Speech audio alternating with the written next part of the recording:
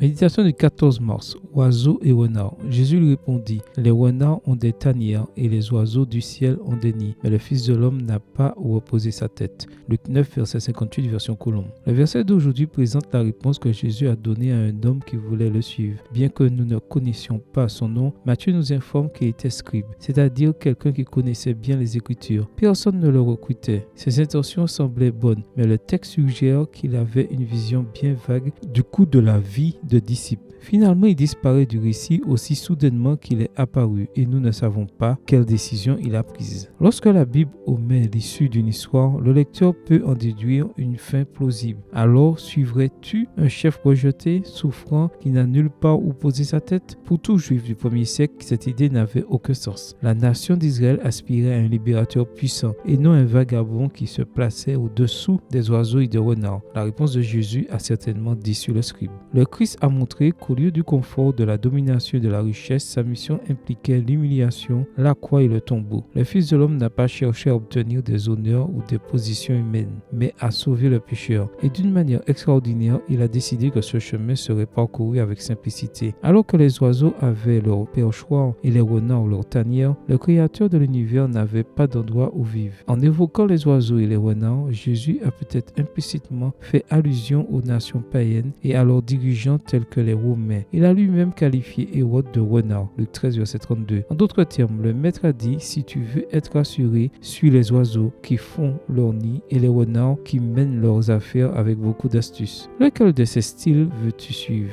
Celui de l'humilité ou celui de la ruse? Privation ou confort? Souviens-toi que suivre Jésus a un coût, mais peu importe ce que tu dois endurer, la fin en vaudra toujours la peine. Amen. Bonne journée à toi et que le Seigneur te bénisse.